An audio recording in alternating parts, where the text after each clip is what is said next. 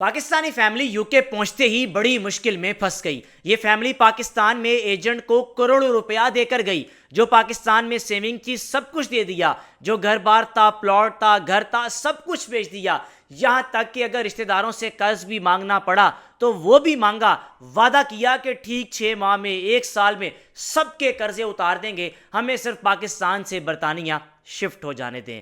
جناب علی، اس فیملی میں میاں بیوی، ان کے 2 بیٹے اور 2 بیٹیاں شامل تھی۔ آپ بہتر جانتے ہیں کہ اگر اکیلا شخص بھی یوکے سٹڈی ویزے پر بھی جائے تو اس کے لاکھوں روپے لگ جاتے ہیں۔ یہ ساری کی ساری فیملی شفٹ ہونا چاہتی تھی، جس میں 6 افراد تھے، 4 بچے اور خود 2 میاں بیوی۔ لیکن برطانیہ پہنچتے ہی ایسی مشکلات کا سامنا اس فیملی کو کرنا پڑا۔ یہ اپنے اس پاکستان میں بیتے وقت کو یاد کر رہے تھے کہ ہم پاکستان میں بیٹھے کیسی شاہانہ زندگی بسر کر رہے تھے۔ ہم نے صرف خواب دیکھا یوکے جانے کا، ہم نے صرف خواب دیکھا دنیا دیکھنے کا، لیکن خواب اپنے پورے کرتے کرتے جو ہمارے پاس تھا وہ سب کچھ گوا بیٹھے۔ اس فیملی کو یوکے میں ایسے چیلنجز کا سامنا کرنا پڑا جنہیں سن کر آپ بھی حیران ہو جائیں گے، اور یقینی طور پر پاکستان سے باہر یورپین ممالک میں، برطانیہ میں اور USA میں، ان ملکوں میں جو پاکستانی رہتے ہیں، یہاں ایسے پاکستانی ہیں، اس طرح کی ان کو آفرز کی جاتی ہوں گی کہ آپ یہ کام کریں، آپ کے پیپرز یعنی زائلم کے لیے اپلائی کریں، آپ کو فوراً سے یہاں پر ریزیڈنس مل جائے گی۔ اب جناب علی، یہ فیملی بڑی خوش باش، پاکستان میں ان کے رشتہ دار، عزیز و اقارب سب ان کو ملنے آ رہے ہیں، سب کی دعوت کی، گھر میں ایک خوشی کا سما تھا، اور سب کو یہی کہہ رہے تھے کہ جب پیپرز بن جائیں گے یا ہمیں ڈاکومنٹس مل جائیں گے، ہم یوکے کے نیشنل ہو جائیں گے، تو پھر ہم پاکستان واپس آئیں گے، اور جب واپس پاکستان آیا کریں گے تو ہمیں برٹش پاکستانی کہا جائے گا۔ جناب علی، ایجنٹ کو کروڑوں روپیہ دیا۔ ایجنٹ کو کروڑوں روپیہ دینے کے بعد بالآخر ان کو 6 مہینے کے وزٹ ویزے مل گئے۔ اب وزٹ ویزا ملنے کے بعد اس فیملی نے رخ کیا برطانیہ کا۔ برطانیہ جانے کے بعد وزٹ ویزے پر گئے تھے، جاب بھی نہیں کر سکتے تھے۔ سب سے پہلے ایک روم دیکھا رینٹ پر، اس روم کا رینٹ بھی کوئی 1000 پاؤنڈ سے لے کے 2000 پاؤنڈ تک۔ پھر اس کے بعد بغیر جاب کیے اپنی لائف کو آگے لے کر چلنا، یعنی راشن، کھانا پینا، ساز و سامان، بچوں کی ضروریات، سب کو اس شخص نے پورا کرنا تھا۔ لیکن وہاں جو تھوڑی بہت سیونگ لے کر گیا تھا، مشکل سے 1 سے 1.5 مہینہ گزرا۔ ایجنٹ سے کہا کہ مجھے سمجھ نہیں آ رہی، آپ نے 6 مہینے کا وزٹ ویزا تو لگوا دیا، اگلا قدم کیا ہے؟ ہمیں کس طرح 1 سال کا، 2 سال کا یا 5 سال کا ویزا ملے گا؟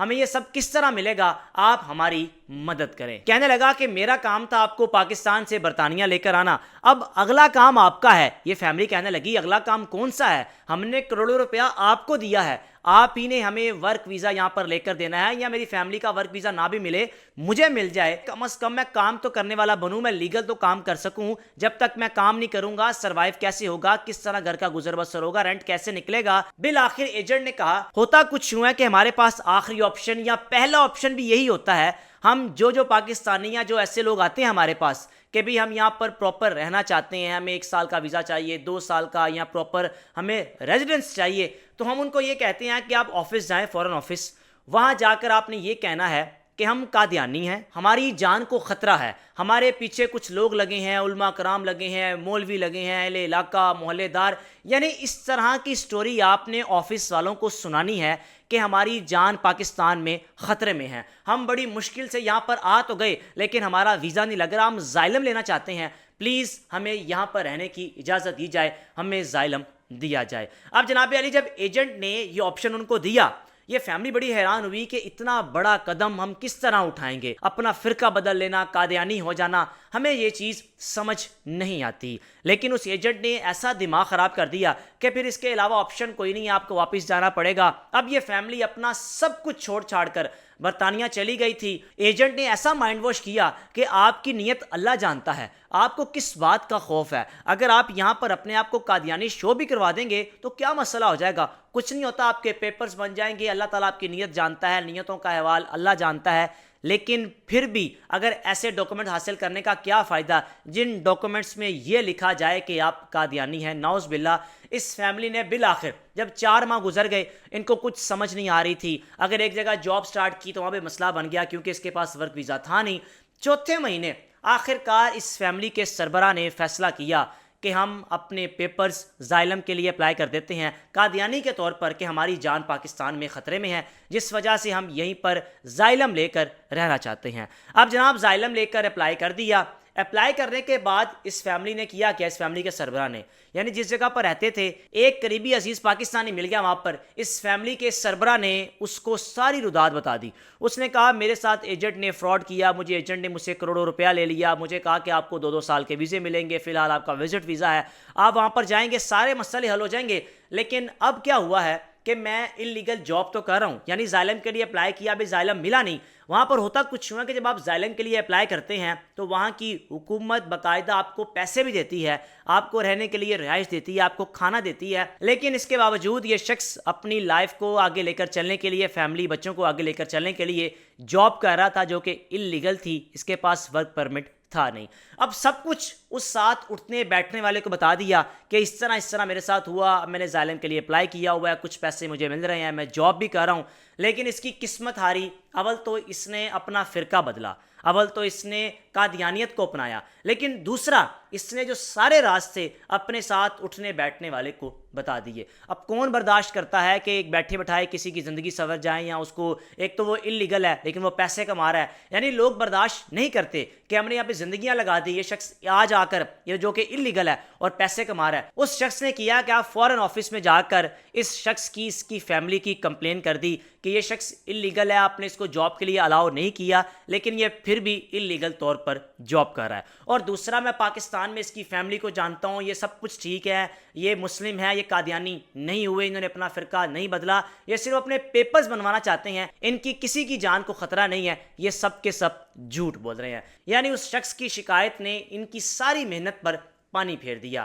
اب اس شخص نے ان پر احسان کیا یا چغلی کی، یہ آپ بتائیں کہ اس نے ٹھیک کیا یا غلط۔ یہ سب سننے کے بعد اس فیملی نے زائلم کے لیے اپلائی کیا ہوا تھا، ان کا فوراً زائلم جو اپلائی کیے ہوئے پیپر سے ان کو ریجیکٹ کیا گیا۔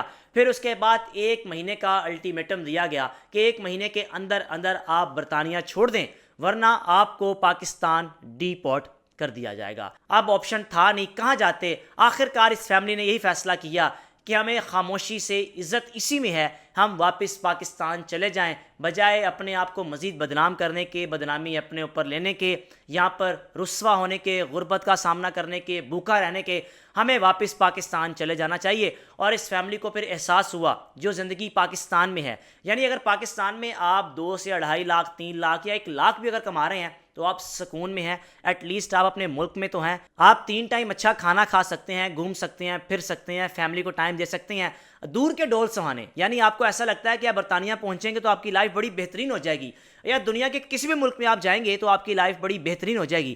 میں اگر اپنی مثال دوں تو میں خود بھی سمجھتا تھا کہ اگر آپ پاکستان سے باہر جائیں تو شاید وہاں پر محنت کر کے آپ اچھا پیسہ کما سکتے، پیسہ تو کما لیں گے لیکن خوراک آپ ویسی نہیں لے سکیں گے جو خوراک آپ پاکستان لیتے ہیں۔ آپ کھل کر کھانا نہیں کھائیں گے، آپ اپنی بچت کریں گے کہ جو پیسے میرے پاس ہے، سیونگ ہے، جہاں پر میں نے 10 پاؤنڈ کا کھانا کھانا ہے وہی میں 5 کا کھاؤں، سستا کھانا تلاش کروں۔ یعنی انہی چیزوں میں آپ کی زندگی جو کہ ایک عجیب سی بن جاتی ہے، ایک عجیب سی آپ کی لائف بن جاتی ہے۔ آپ ہر وقت صرف اپنی بچت کی سوچ رہے ہوتے ہیں، آپ ہر وقت یہ سوچ رہے ہوتے ہیں کہ میں نے کہاں سے پیسے بچانے ہیں، کہاں سے پیسے بچانے ہیں، اسی میں آپ کی زندگی گزر جاتی ہے، بڑھاپا آ جاتا ہے، اور بڑھاپے کے بعد پھر وہی اگلی منزل اللہ کے پاس انسان چلا جاتا ہے۔